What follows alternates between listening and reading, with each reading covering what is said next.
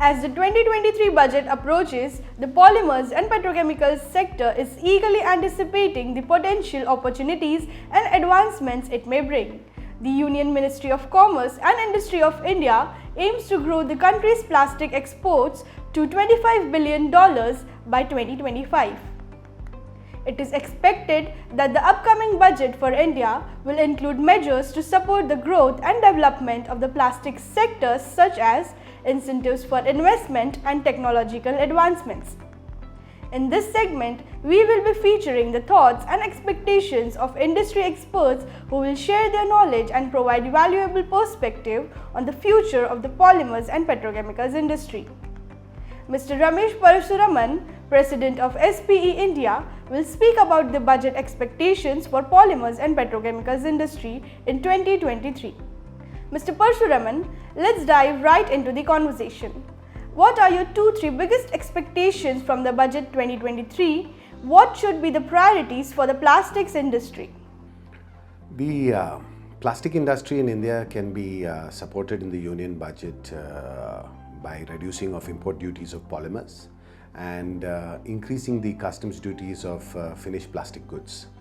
This strategy will promote growth and development throughout the entire industry, from raw materials to converters to machinery manufacturers. To make the industry more competitive, import duties on polymers should be kept below 7.5%. Customs duties on finished plastic products should be raised to at least 20%. Additionally, the budget should also take into account the need to increase the domestic production of polymers to make the Indian plastic market more competitive. A greater impetus also can be given to the entire industry base if the government decides to lower the GST levels to make a maximum 12% coding of GST. I think this will also greatly help the market.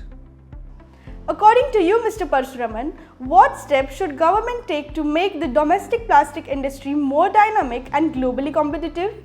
The additional steps that can be taken in the union budget to make the plastic industry more dynamic and globally competitive include one, ensuring the availability of uninterrupted and affordable power, not only for the plastic industry, for manufacturing overall, and also to address India's high power fluctuation rate. Another point would be making land acquisition easier by identifying non-agricultural zones and making them available to industry on long-term leases. This will reduce investments in land and make Indian industry more competitive globally. Also, I think one of the most important factors would be to provide easy and reasonable financing options to the plastic industry from both banks and NBFCs. This will help industry players access the funds that they need to grow and expand their business. Can Budget 2023 help boost India's manufacturing ambitions amid cooling external demand? Well, definitely the union budget of 23-24 can potentially help boost India's manufacturing ambitions despite the external cooling demand. The government, through its Make in India campaign, has made it clear that it wants to make India into the manufacturing hub for the world. However, the current global downtrend in the economy, caused by factors such as geopolitical tensions and rising commodity prices, is bound to have an impact on India's manufacturing sector as well. The resurgence of COVID-19 cases in major economies such as China and US is also likely to disrupt outbound shipments from India. And India's trade deficit with China and declining trade surplus with the US and European Union are also cause for concern. Despite these challenges, there's still a lot of expectation from the budget, as it will be one of the most significant ones for the ruling government and the last full budget before the General Assembly elections. It is expected that this budget will focus on capital expenditure as a growth driver and give an impetus to manufacturing while continuing with post-pandemic fiscal consolidation. One of the most important factors is the import of finished plastic goods into this country.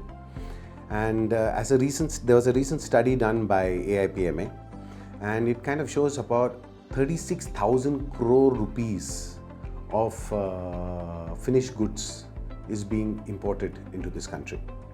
Now, that being said, this actually translates into one extra polymer plant for this country, 16,000 new machines, processing machines for this country, and immense number of large processing units.